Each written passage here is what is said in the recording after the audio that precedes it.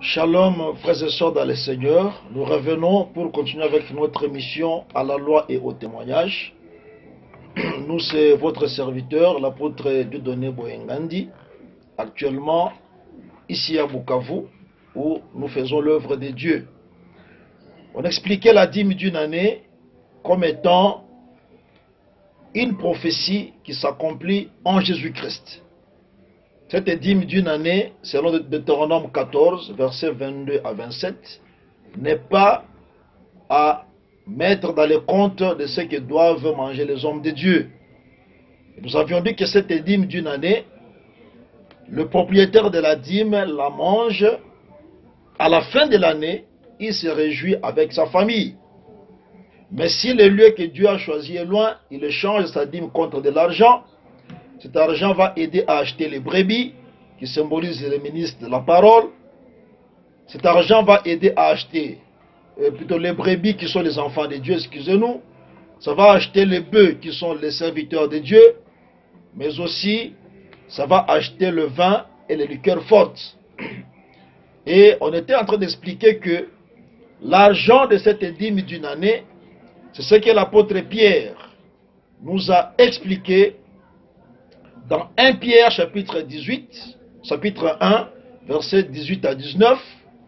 1 Pierre chapitre 1, versets 18 à 19, l'apôtre Pierre dit ceci: sachant que ce n'est pas par des choses périssables, par de l'argent ou de l'or, que vous aviez été rachetés de la vaine manière de vivre que vous aviez hérité de vos pères, mais par le sang précieux de Christ, comme d'un agneau sans défaut et sans tache. Donc l'argent qui achète les bœufs, les brebis, cet argent-là, en réalité, c'est le sang de Christ qui achète et les serviteurs de Dieu et les enfants de Dieu. Donc, à la fin de l'année de la grâce, Jésus, qui est notre dîme d'une année, se réjouira avec sa famille, qui sont les saints. Mais évidemment, comme la Bible dit, on ne délaissera pas les Lévites. Donc, toi, ça veut dire Jésus, ta famille, ce sont les saints.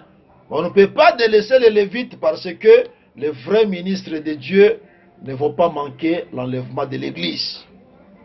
Les lieux choisis pour manger cette dîme, c'est l'éternité. Parce que on se réjouira avec le Seigneur pour toujours. Évidemment, ici nous disons pour ceux qui seront enlevés.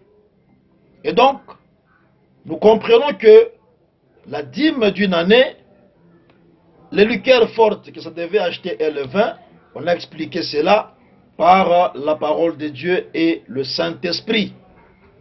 Lisons un peu Jérémie chapitre 23, verset 9, pour comprendre que l'ivresse d'un enfant de Dieu, ce n'est pas avec les boissons alcoolisées fabriquées par les hommes, mais c'est par la parole de Dieu et le Saint-Esprit.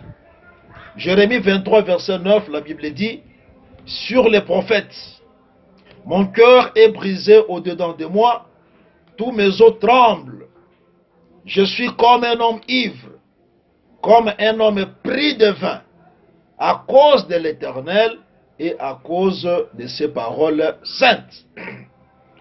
Jérémie nous montre qu'il est comme un homme ivre, comme un homme pris de vin. Un homme qui a pris le vin. Pourquoi il est ivre? Il est ivre à cause de l'Éternel et de ses paroles saintes. Vous comprenez que l'Éternel, c'est l'Esprit. Dieu est Esprit. Ses paroles saintes, c'est l'enseignement des apôtres et des prophètes. Donc l'ivresse d'un enfant de Dieu, c'est par l'enseignement ainsi que le Saint-Esprit qui est en lui. Voilà pourquoi l'apôtre Paul, dans Ephésiens 5, verset 18, il dit: ne vous enivrez pas de vin, c'est de la débauche. Soyez au contraire remplis de l'Esprit. Parce que le vin, ça symbolisait le Saint-Esprit, ça symbolisait la parole de Dieu. Voilà mes frères, la dîme d'une année.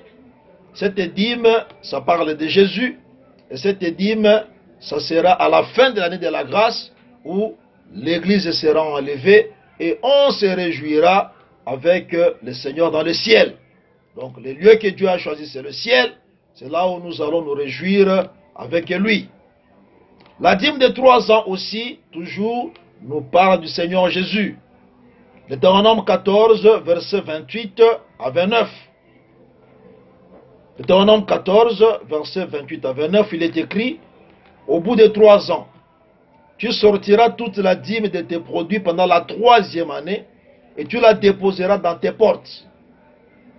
Alors viendront le Lévite, qui n'a ni part ni héritage avec toi, l'étranger, l'orphelin et la veuve, qui seront dans tes portes, et ils mangeront et se rassasieront, afin que l'Éternel ton Dieu te bénisse dans tous les travaux que tu entreprendras de tes mains.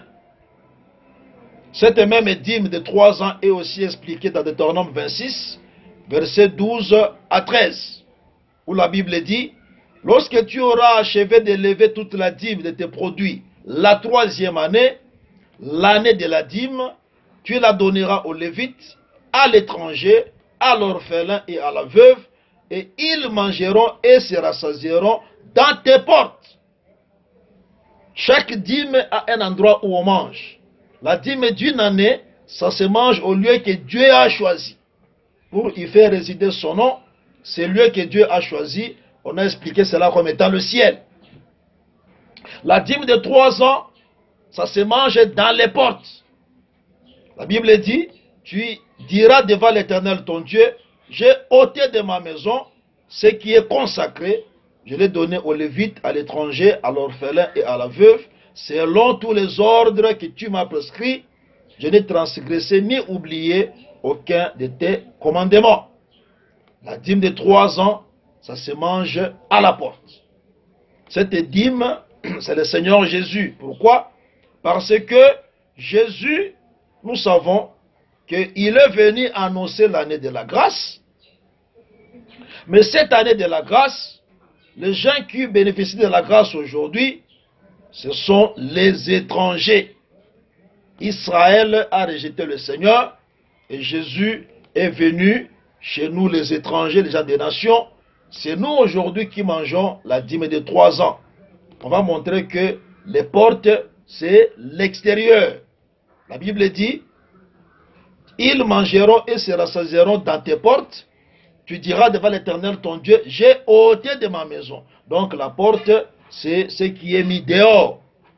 Même dans Deutéronome 14, on répète la même chose. Tu sortiras toute la dîme de la 3e année. La dîme quitte la maison, elle va dehors. Or, les gens qui avaient la dîme dans la maison, c'est Israël. Les gens qui sont dehors, c'est nous, les étrangers, les gens des nations. Israël a sorti la dîme et en la mettant à la porte, la dîme est dehors. Voilà pourquoi nous aujourd'hui, nous mangeons cette dîme. Nous comprenons ici que les étrangers, les orphelins et les veuves, ainsi que les lévites qui mangent cette dîme, c'est aujourd'hui l'Église. Pourquoi 3 ans? Parce que nous savons que le Seigneur, quand il est venu, dans Luc chapitre 13, verset 32, il dit ceci, il leur répondit, allez et dites à ce renard, voici je chasse les démons et je fais des guérisons aujourd'hui et demain, et le 3e jour j'aurai fini. Donc, Jésus travaille aujourd'hui, demain, 3e jour, il finit son travail. Donc, cette dîme, c'est Jésus qui a travaillé pendant 3 ans. Mais les bénéficiaires, ce sont les étrangers, les veuves et les orphelins, ici, ainsi que les lévites, qui parlaient des vrais ministres de la parole. Les étrangers, les orphelins et les veuves expliquent les saints, les enfants de Dieu, et les lévites expliquent les ministres, pour dire que un vrai ministre, il est en train de manger la dîme de 3 ans, mais pas seul, avec les enfants de Dieu, qui sont ici les étrangers, les orphelins et les veuves. Cette dîme, nous la mangeons aujourd'hui. La dîme d'une année, nous la mangerons le jour de l'enlèvement, où on va se réjouir. La dîme de 3 ans, c'est aujourd'hui qu'on la mange au niveau des portes, parce que le peuple d'Israël a sorti la dîme. Remarquez le langage de sortir la dîme. La déposer aux portes. C'est que le peuple dit dedans, c'est Israël. Le peuple dit dehors, c'est nous les nations. Maintenant, nous allons un peu pour expliquer cette dîme par rapport aux 3 ans où Jésus a travaillé. Il a dit, je travaille aujourd'hui, demain, et le 3e jour, j'ai fini. Si nous allons rapidement dans Genèse 15, versets 7 à 10, nous allons voir que les animaux de 3 ans qu'on a partagés. Évidemment, ça peut s'expliquer par Israël, qui est un peuple qui était séparé par le Jourdain. Il y avait la tribu de Manassé, la tribu de Gad. De la tribu de Manassé, la tribu de Ruben et de Gad d'un côté. De l'autre côté, il y avait les 9 tribus, ainsi que la moitié de la tribu de Manassé. Et au milieu, il y avait le Jourdain. Donc, ces animaux partagés, ça peut aussi expliquer Israël. Mais ici, dans la révélation, nous expliquons cela comme étant le Seigneur Jésus. Pourquoi? Parce que les animaux de 3 ans ont été partagés en 2. On va lire rapidement. L'Éternel lui dit encore, je suis l'Éternel qui t'ai fait sortir d'Ur en Chaldée pour te donner en possession ce pays. Abraham répondit, Seigneur Éternel, à quoi connaîtrai-je que je le posséderai? Et l'Éternel lui dit, prends une génisse de 3 ans, une chèvre de 3 ans, un bélier de 3 ans, une tourterelle et une jeune colombe. Abraham prit tous ces animaux, les coupa par les milieux et mit chaque morceau l'un vis-à-vis de l'autre, mais il ne partagea point les oiseaux. Remarquez ici, mes frères et sœurs, qu'Abraham a coupé les animaux de 3 ans, les animaux terrestres. Ce soit la génisse, la chèvre et le bélier sont des animaux terrestres. Il n'a pas partagé les oiseaux qui sont ici des êtres célestes. Les oiseaux sont célestes, les animaux sont terrestres. Et nous allons expliquer les 2 événements dans le corps de Jésus. Pour dire que les animaux terrestres, c'est la chair qu'on appelle Jésus, qui devait être transpercé à la croix de Golgotha après les 3 ans de son ministère. Mais l'esprit qui est Christ, qui ne meurt pas, est ici symbolisé par les oiseaux qu'on n'a pas partagés. C'est pourquoi Jean 12, 34 nous dit, la foule lui répondit, nous avons appris par la loi que le Christ demeure éternellement. Comment dis-tu, il faut que le Fils de l'homme soit élevé? Qui est ce Fils de l'homme? Donc Jésus, c'est lui les animaux partagés, le corps qu'on appelle Jésus, mais l'esprit, ce sont les oiseaux qu'on n'a pas partagés. Et donc l'esprit est parti, mais le corps a été coupé, a été transpercé, le corps est mort. Et Jésus est mort après les 3 ans de son ministère. C'est pourquoi un enfant de Dieu ne peut pas rester dans ce qui est charnel. Il doit aller dans ce qui est spirituel. Les animaux de la terre, ici on explique la chair, a une fin. On n'a pas donné l'âge des oiseaux. L'âge des animaux terrestres a été donné. Ça veut donc dire 1 an, 2 ans, 3 ans. Ça a un début et une fin. C'est que le corps que nous portons, ce corps a une fin. Le jour où tu mourras, ça sera la fin pour ce corps physique. Mais l'esprit n'a pas d'âge. C'est pourquoi, si tu as le Saint-Esprit en toi, tu vivras éternellement. C'est là où on profite pour dire aux enfants de Dieu qu'un enfant de Dieu ne peut pas se réjouir de l'anniversaire de ce corps. Ce corps, un enfant de Dieu, il se réjouit, il est dans la joie parce que l'Esprit Saint est en lui. Les gens qui fêtent l'anniversaire, nous vous demandons de ne plus le faire. Parce que un homme spirituel, il ne fête pas son anniversaire. Dans toute la Bible, il n'y a que 2 païens. Hérode et Pharaon, qui ont fêté leurs anniversaires. Tu ne verras nulle part un prophète fêter l'anniversaire. Voilà pourquoi, ça c'était un conseil que nous donnons aux enfants de Dieu.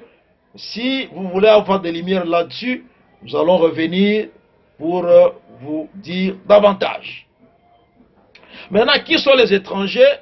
Les veuves et les orphelins.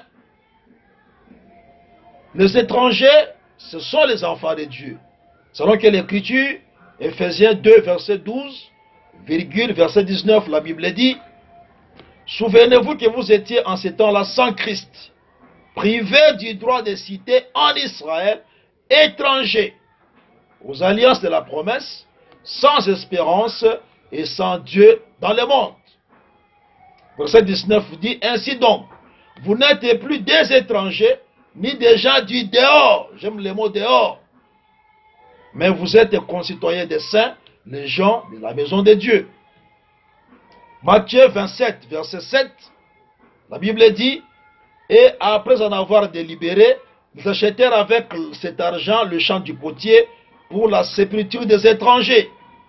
L'argent qui avait servi à vendre Jésus, quand Judas Iscariote l'a remis dans le temple, on a acheté avec ça un endroit pour enterrer les étrangers. Colossiens 1, 21 à 22 nous dit, et vous, qui étiez autrefois étrangers, voilà, et ennemis par vos pensées et par vos mauvaises œuvres, il vous a maintenant réconciliés par sa mort dans le corps de sa chair, pour vous faire paraître devant lui saint, irrépréhensible et sans reproche. Étrangers, nous sommes aujourd'hui des saints. Qui sont les vœux? Beaucoup de gens, quand une sœur a perdu son mari, elle commence à prier maintenant, Seigneur, c'est toi le mari de veuve et le père des orphelins. Quand son mari est vivant, il ne peut pas prier que Jésus est le mari de veuve et le père des orphelins. Je vais te demander, ma soeur, cette prière, il faut la faire aujourd'hui quand ton mari est vivant. Même quand il sera mort, tu la feras toujours. Parce que le veuve et les orphelins, ce n'est pas toi la veuve dont la Bible parle. Parfois, ton mari est mort, tu es veuve, mais tu es une païenne. Tu ne t'es pas encore repenti. Tu vis dans les péchés. Tes enfants qui sont des orphelins sont des païens. Est-ce que Dieu est le Dieu des païens? Non. Dieu est le Dieu des saints. Voilà pourquoi nous disons que les veuves, ce sont les saints. Une veuve, c'est une femme qui a perdu son mari.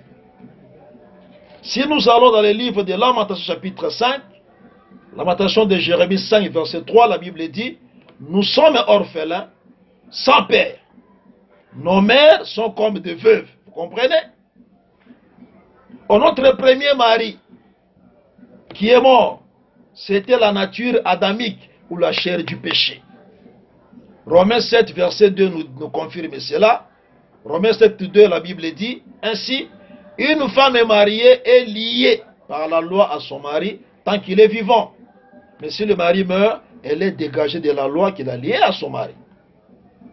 1 Corinthiens 7, 39 ajoute en disant, une femme est liée aussi longtemps que son mari est vivant. Mais si le mari meurt, elle est libre de se marier à qui elle veut seulement, que ce soit dans le Seigneur. Dans le verbe lié, on voit les liens. Quels liens avions-nous avant de croire à l'évangile éternel? Les liens que nous avions. C'était quels liens? Lévitique 26, 13 explique cela en disant, je suis l'Éternel votre Dieu qui vous ai fait sortir du pays d'Égypte, qui vous ai tiré de la servitude. J'ai brisé les liens de votre joug et je vous ai fait marcher la tête levée. Vous comprenez que les liens, c'est la servitude, c'est le péché. Proverbe 5, 22 dit, le méchant est pris dans ses propres iniquités, il est saisi par les liens de son péché. Voilà. Donc les liens, c'était le péché. Ésaïe 58, verset 6, il dit, voici le jeûne auquel je prends plaisir.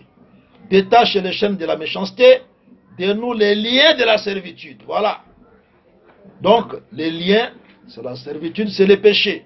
On était liés au péché, aux coutumes païennes, au vieil homme, au désir de la chair. Mais sur la croix de Golgotha, tout cela a été détruit par notre Seigneur Jésus. Selon que l'Écriture, Romains 6, verset 6. Sachant que notre vieil homme a été crucifié avec lui, afin que le corps du péché fût détruit, pour que nous ne soyons plus esclaves du péché. Vous comprenez que c'est le péché en réalité qui faisait que nous, on était encore mariés, et à la croix, quand Jésus a détruit le corps du péché, nous sommes restés de veuves. Romains 7, 5 à 6 dit ceci, car lorsque nous étions dans la chair, les passions des péchés provoquées par la loi agissaient dans nos membres, de sorte que nous portions des fruits pour la mort.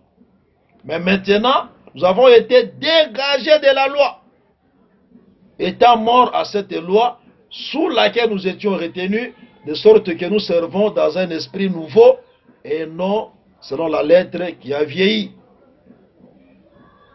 Donc, aujourd'hui, le mari que Dieu a détruit, c'est notre homme extérieur, c'est le vieil homme, la nature du péché. Voilà pourquoi nous sommes des veuves. Est-ce que nous sommes des orphelins? Oui. Les orphelins sont les enfants de Dieu aujourd'hui. Je reviens encore sur le livre de Lamentation de Jérémie chapitre 5 verset 3, où la Bible dit, nous sommes orphelins sans père. Donc un orphelin, il est sans père. Et donc, le père que nous avions aussi, n'est-ce pas, c'est toujours la nature du péché. Quelle écriture nous confirme cela? 1 Pierre chapitre 1 verset 18. Sachant que ce n'est pas par des choses périssables, par de l'argent ou de l'or, que vous aviez été rachetés de la vaine manière de vivre que vous aviez hérité de vos pères. Vous comprenez que quand ton père t'a mis au monde, la chair que tu portes aujourd'hui, c'est ton père et ta mère, relation charnelle et physique. Par ce corps, nous avons tous hérité la vaine manière de vivre. Donc le père, c'est ce corps. Lorsque Jésus est mort à la croix, le corps du péché a été détruit. Et donc, aujourd'hui, nous sommes restés orphelins. Or, c'est l'orphelin qu'on peut adopter. C'est l'orphelin qu'on peut adopter. Si tu lis Esther 2, verset 7, tu verras que Esther, qu'on appelait Adassa, à la mort de son père et de sa mère, Mardochée l'avait adopté pour fille.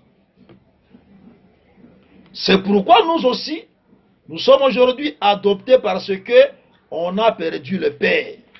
Écoutez un peu ce que la Bible dit. Jean 14, verset 18. Je ne vous laisserai pas orphelins, je viendrai à vous. Pourquoi? Parce que nous avions la nature du péché, qui était le père. Quand Jésus détruit cela, on devient orphelin. Maintenant, il nous donne le Saint-Esprit. C'est pourquoi il a dit, je ne vous laisserai pas orphelins. Par le Saint-Esprit, on n'est plus orphelin aujourd'hui. Et nous sommes adoptés selon Romains 8, verset 15, où la Bible montre que nous avons reçu un esprit d'adoption, par lequel nous crions Abba, Père. Et donc, nous sommes aujourd'hui appelés les enfants adoptifs, parce que notre Père est mort, qui est la nature du péché. Et l'Esprit Saint nous a adoptés. Ephésiens 1, 4 à 5 confirme cela en disant, en lui, nous avons été élus avant la fondation du monde, pour que nous soyons saints et irrépréhensibles devant lui, nous ayant prédestinés dans son amour à être ses enfants d'adoption par Jésus-Christ, selon le bon plaisir de sa volonté. La dîme de 3 ans, on la dépose aux portes, c'est-à-dire dehors. C'est pourquoi aussi Jésus est mort hors du camp. C'est ça le dehors, il est mort hors du camp. Et si vous lisez Luc chapitre 16, verset 19 à 21, ça illustre bien cette chose. On nous parle d'un homme riche et du pauvre Lazare. On dit que le pauvre Lazare était couché à la porte de l'homme riche, couvert d'ulcères, et désirait de se rassasier des miettes qui tombaient de la table du riche. Mais les chiens venait lécher ses ulcères. L'homme riche qui a mis Lazare dehors, cet homme riche-là, c'est Israël. La richesse d'Israël, c'est dans Romains chapitre 9, versets 4 à 5. La Bible cite quoi? Ils avaient l'adoption, la gloire, les alliances, la loi, le culte, les promesses, les patriarches. Voici la richesse qu'avait Israël, que les nations du monde entier n'avaient pas. Donc l'homme riche, c'est Israël. Le pauvre Lazare, c'est le Seigneur Jésus. Des riches, il se fait pauvre. Afin que, par sa pauvreté, nous nous soyons enrichis. Et donc aujourd'hui, quand l'homme riche qui est Israël met Lazare à la porte, ce sont les chiens, les gens du dehors, qui viennent lécher ses plaies. Ici, les gens qui bénéficient du sang, des plaies de cet homme, c'est nous. Ces chiens-là, ça nous représentait, nous les gens des nations, qui étions considérés comme des chiens par Israël, mais c'est nous qui buvons le sang des plaies du pauvre Lazare. Or, la Bible dit, par ces meurtrissures, nous sommes guéris. Par ces blessures, par ces plaies, nous sommes guéris. Voilà pourquoi quand nous buvons le sang des plaies de Jésus, nous avons la guérison. Ça veut dire la nature du péché nous quitte. Cela illustre bien la dîme de 3 ans qu'on a mis aux portes. Donc le pauvre Lazare, c'est le Seigneur Jésus. Isaïe 53, verset 5 qui dit, mais il était blessé pour nos péchés, brisé pour nos iniquités. Le châtiment qui nous donne la paix est tombé sur lui, et c'est par ce meurtrissure que nous sommes guéris. Dans Matthieu 5, verset 22 à 26, Jésus nous a appelés les petits chiens. Nous, les gens des nations, qui n'est pas bien de prendre les pains des enfants, ici les enfants c'est Israël, de les jeter aux petits chiens. On était considérés comme des chiens, mais aujourd'hui nous avons eu la grâce, n'est-ce pas, que la dîme qui est à la porte, qui est le Seigneur Jésus, c'est nous aujourd'hui les étrangers, les orphelins et les veuves qui sommes en train de manger cela. C'est pourquoi Luc 16, 20 il dit, les chiens boivent le sang du pauvre Lazare, et dans Exode 22, 31, on dit que les chiens mangent la chair déchirée dans les champs. Nous voyons les chiens manger la chair, Exode 22, 31. Si la Bible dit, vous serez pour moi des hommes saints, ça c'est Israël. Vous ne mangerez point de chair déchirée dans un champ, dans les champs. Vous la jetterez aux chiens. Donc les hommes qui étaient considérés comme saints, c'était Israël. Nous étions des chiens. C'est nous qui avons eu la grâce de manger la chair déchirée dans les champs. Le Seigneur est Jésus-Christ. Dans Luc 16, 20, les chiens boivent le sang. Ah, Jésus a dit, si vous ne mangez pas ma chair et vous ne buvez pas mon sang, vous n'avez pas la vie. Les chiens mangent la chair, Exode 22, 31, les chiens boivent le sang, Luc 16, 20, donc ces chiens-là, c'est nous, les gens des nations. Dieu vous bénisse, mes frères. Voilà pourquoi un enfant de Dieu, il est celui qui doit se réjouir parce que ceux qui étaient à Israël aujourd'hui, ils ont mis ça à la porte hors du camp et aujourd'hui, nous sommes en train de manger le Seigneur Jésus comme la dîme de 3 ans. Parce qu'il est mort hors de la porte. Hébreux 13, 11 à 13, pour ceux qui veulent lire, ils vont lire cela. Il est mort hors de la porte. Ça veut dire, c'était en dehors d'Israël. Et aujourd'hui, si tu veux être sauvé, il faut aller hors du camp, apportant le propre de Christ. Bien. Par rapport à la dîme, donc, de 3 ans, je crois qu'on a été assez clair. Maintenant, nous allons vite aller expliquer la dîme selon la révélation. Nous allons prendre une petite pause. Nous revenons dans 1 minute pour expliquer la dîme dans la révélation. Dieu vous bénisse, mes frères et sœurs.